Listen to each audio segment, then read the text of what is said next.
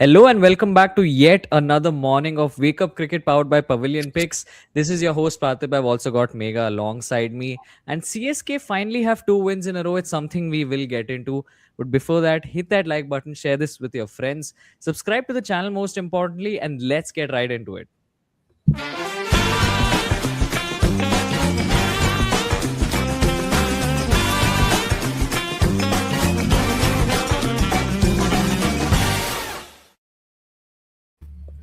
All right, then. So CSK went two in a row for the first time since April 2024. Chennai Super Kings left the bottom of the points table and joined four other teams on the points by achieving two successive wins for the first time in exactly 2 years.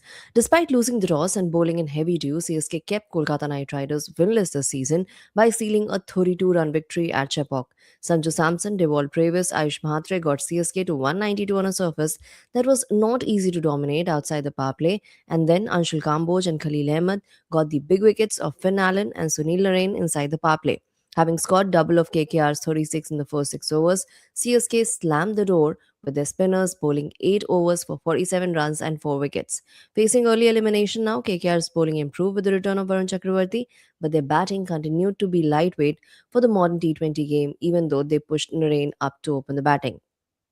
Now, as a CSK fan, I think it is a moment to rejoice for all of you because it's been exactly 2 years since CSK won 2 games of cricket in a row, which is so unbecoming of a side as big as CSK, right? We've always associated them with all of these titles and all of these victories. So, keeping all that in mind, they will be very happy with how finally things are, hopefully for them, falling into place. But about the game itself, CSK managing 192 on the back of some good batting performances, especially on a pitch that wasn't the easiest, especially considering that we've seen the flattest of tracks in the IPL. Every team getting 200 almost every other game. It was the norm. And so for CSK to be able to manage 192 on that pitch that was slightly tricky early on, held well for them. And eventually it was their bowling that came good. Something that has been the conversation for a large part of this season is that even if they do have the batting order, they have some incredible Indian batters if you look at it. It's always been their bowling that has come under scrutiny, even when CSK has crossed 200 in most of the times that they've batted. They've just not been able to defend that. So keeping that in mind, I think it worked out beautifully for them. 8 overs of spin is something that we anticipated even before the start of the season. Noor Ahmed, of course, coming good, and then of course your Indian pacers also doing the job, which means that they eventually managed to get that second win in a row. Now this is important because it keeps their campaign pretty alive, and going into the next few fixtures they are going to have a lot more confidence. So that's something to keep in mind. However, still from a bowling point of view, I think especially is where they will be happy, right? Because the batters have been doing well. Samson's been scoring runs. Matre has been a shining star for them this season already. And so it was always going to be about the bowling. If they can continue to maintain something like this, then it augurs really well for them for the rest of the season. Honestly, there's not much more to add here. I think it's fairly self-explanatory, the kind of game it was. And for CSK fans, I think moving forward, if their bowling can continue to click like this, then there's nothing like it. Talking about what went right 2 years back for LSG, well, that was Mayank Yadav announcing himself. Will LSG unleash match ready Mayank against RCB? 2 years ago in Bangalore, Lucknow Super Giants Mayank Yadav burst onto the scene in spectacular fashion with searing pace and sustained hostility, much like Mukul Chaudhary in Kolkata just last week with a blaze of sixes. The speed gun hit 156.7 kilometers per hour as Mayank hurried one batter after other. Indian cricket took notice and an international debut followed a few months later. Mayank's journey since then has been far from straightforward. Injuries and long spells of rehabilitation kept him out for over a year. Now, after carefully building up his workload, he's ready to go again for the first time in IPL 2026. On the eve of LSG's match against Royal Challengers Bangalore, Mayank spent some time doing spot bowling at the M. Chinnaswamy Stadium before having a long conversation with bowling coach B. Arun. Then he sent down a short, sharp spell, visibly high on pace. He then capped off his light evening workout with some stretches and mobility drills before returning to the change room. All right, now with Mayank Yadav, it is going to be interesting, right? He's finally attained what these people are calling match fitness, and as well as he's got the volume of overs needed for him to finally come back and play a game of cricket. it will be interesting to see if he starts off straight away, because LSG as a bowling unit have been decent. Shami's been in good touch. Prince Yadav has turned up. Mohsin Khan has been able to do a decent job.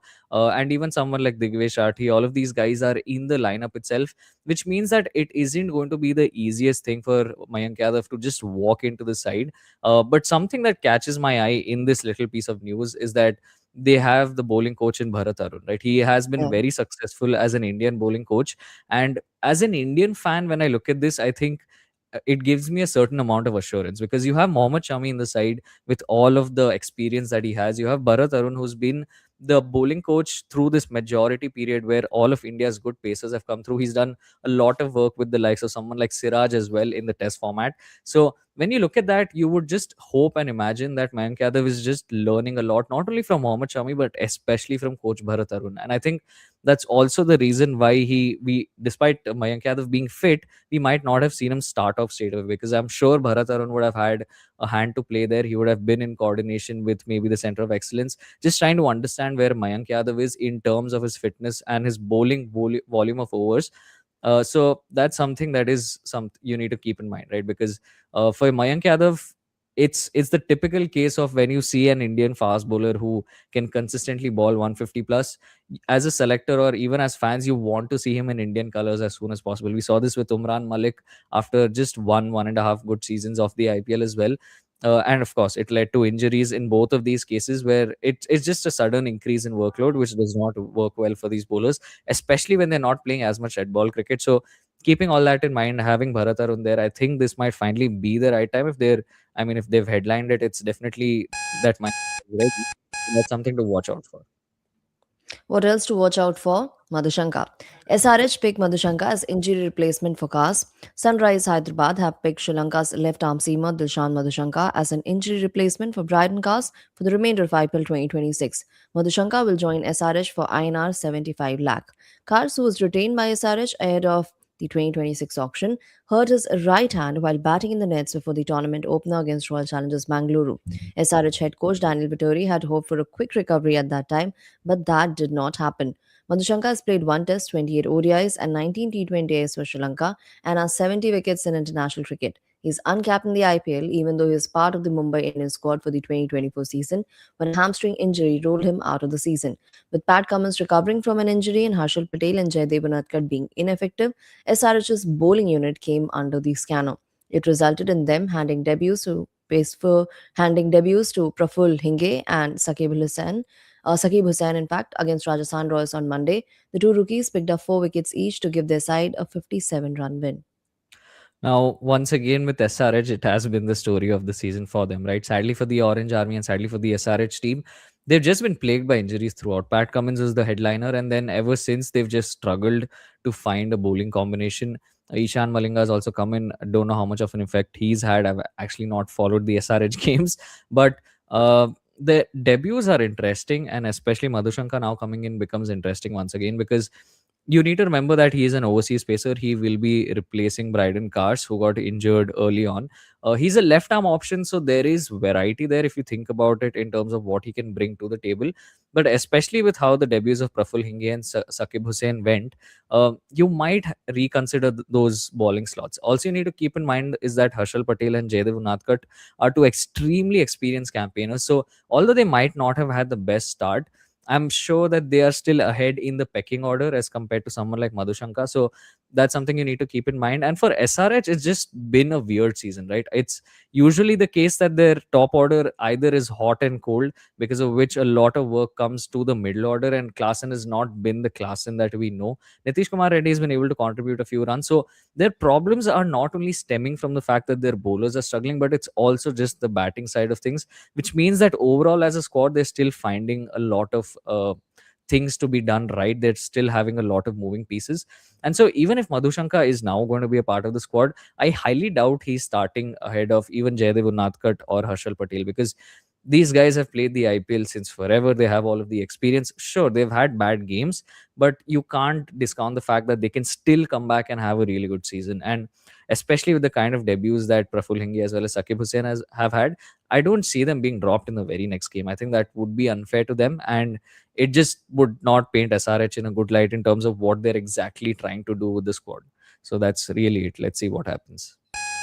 Well, since forever, in fact, Jaydev Unatkar and Harshal Patel were part of the same under 19 batch 2010, and Jaydev Hmm, Unatkar at least has been playing the IPL since 2010. So that's crazy. kind of since forever. PSL imposes a 2 year ban on Muzarabani.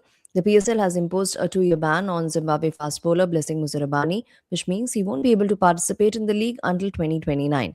The sanction was imposed after Muzarabani, once signed by PSL franchise Islamabad United, pulled out after securing a deal with IPL side Kolkata Knight Riders. The PCB accused the bowler of a fundamental failure to honour agreed upon commitments and of undermining the professional framework of the league. Muzarabani was signed by the PSL in the week following the auction as a replacement player for West Indies fast bowler Shamar Joseph.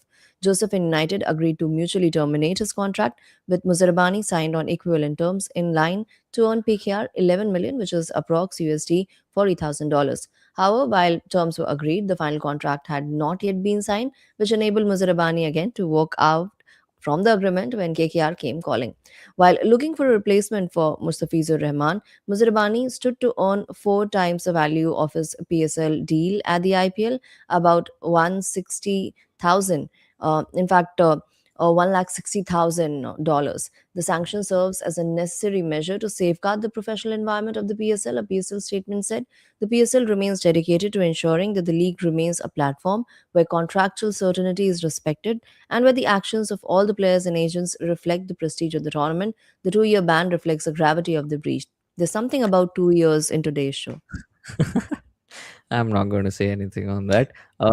But from Muzrabani's point of view, I think it's okay, right? You take that. You want to play in the IPL where I'm not going to say that the quality of players here is better than PSL, but we all know that that is actually the case. The IPL is just so highly competitive that a lot of players would be more than happy to let go of a PSL contract if it meant that they're coming to the IPL. Of course, it also comes with a lot more pressures, but it also comes with equally more amount of money because, as you can see here, it says that he stands to earn four times more than what he was going to make in that season of the PSL, in this season of the PSL.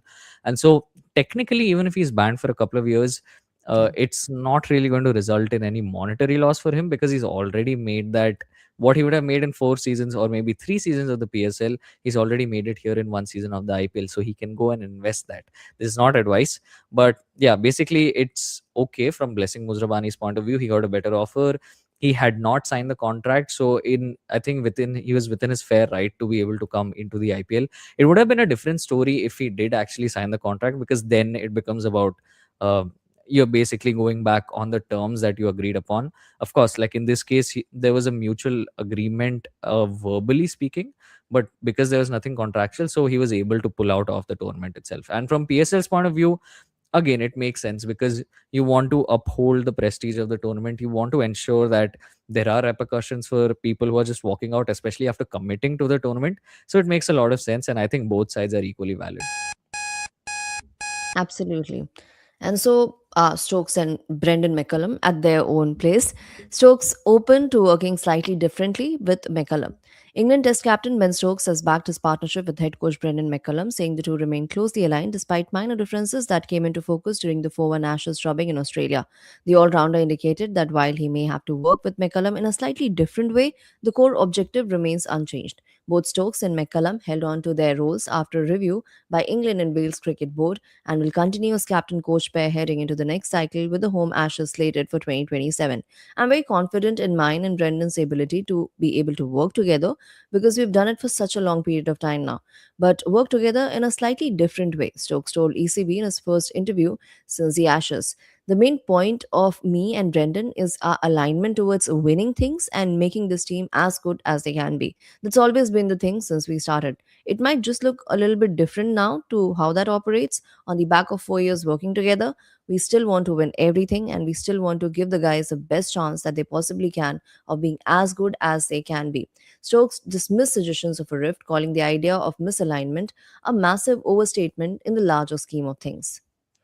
Now, this is something that will always make the headlines, right? When it comes to the English cricket team, when it comes to Ben Stokes, when it comes to Brendan McCullum, especially because of how baseball started. They started off with a lot of test victories and did well in a lot of test series, won series in Pakistan in the subcontinent. And so starting out it made sense why they got all of that backing, but in the last couple of years it's just gone downhill for them ever since that 2024 England India series Yeah. is where the doubts for baseball started creeping in, right? They played the same brand of cricket without much adaptation to the conditions or the kind of situations they were, and that's essentially where they got their flack. And that's also what I think McCullum is referring to, sorry, Stokes is referring to here with regards to the slight differences and maybe going about things differently, is that you of course want to play a certain brand of cricket. It's something that, let's be honest, for the English cricket it has also done a lot of good in terms of just bringing out the best in a lot of players. They've discovered someone like a Harry Brook or a Jamie Smith through this period as well. So it's not been all bad, but at the same time, it's also been long enough for them where they have not been able to perform well. So this cycle, these next couple of years are going to be very important for them. There's going to be test matches, of course, with England. There's a lot of test matches that happen, and it's also building up to the 2027 ODI World Cup itself. So that's something you need to keep in mind. Of course, they've been given the backing, which means that they will continue for the next couple of years, and it'll be interesting to see if anything changes fundamentally for them. I think there's still a lot of things that they will do in the same manner, still be as aggressive as they are. But it will be important to see that, especially in Test cricket, especially in those moments where you know that baseball might, like the attacking style of play might not be the best approach, and just like going hell for leather might not be the best approach. Are they able to, take a step back and say that, okay, hey, this is the situation and we'll play it like this? That's something that we'll have to see. It's meme time now, and KKR are the most environment friendly team this season. Well, I like how the image, as you'll see, has to do with the green dot ball, and how for each dot ball there's like X number of trees planted. I wish I knew what the number was, but I don't. And essentially, you can see Chepauk has become a forest. What a great time, especially in the current situation where nature is not given a lot of importance. But yeah, this has to do with how KKR played last night, right? A lot of dot balls, just a struggle to get to 190. KKR eventually folding or getting just about 165 runs, if I am not wrong. Let me quickly check that. Yeah, 160 runs. And so clearly they played a lot of dot balls. It's something that is part of the banters. It's part of the fan wars. There's a lot of that that we've been watching, and this was picked off of Reddit. As soon as I saw this, I was like, I have to get this into the scheme of things. And yeah, really, that's all there is to it. It's a lot of dot balls. Chepauk will hope that, and CSK will hope that they can see more of these dot balls, and Chepauk eventually becomes a forest, because that would mean that the bowlers are doing a good job, and which in turn would mean that they are hopefully winning a lot more games of cricket, especially at their home, where they do have the side to do it. They have quality spinners, they have the pacers for those home conditions itself. So it makes a lot of sense for why this should be the case. And yeah, that's all there is to it. That's all there is to today's news. We have an exciting game tonight. That's Bangalore taking on Lucknow. So watch out for that. It'll be interesting to see if Mayank Yadav gets game time. RCB are on a rampage. So I am backing RCB to go ahead and finish this one as well. But you never know what happens. The game is in Bangalore. It's in Chinnaswamy. It's a small ground. Anything can happen. But that's it from us today at Wake Up Cricket. Hit that like Pratik, button, just share one this. more Yeah, thing. go on. We've turned 50 today, and Oh, I'm yeah, not talking this is our about 50th episode. Hmm. exactly. I'm not talking about your and Ashwin's combined age, but the Fair. episode, like you mentioned. I'll take that. So yeah, if you've been with us for 50 episodes, thank you so much for doing that. Keep supporting us. And if you haven't, I think this is a good time. This is a good milestone where you can hit that subscribe button, and I'll leave you at that. Thank you so much for watching.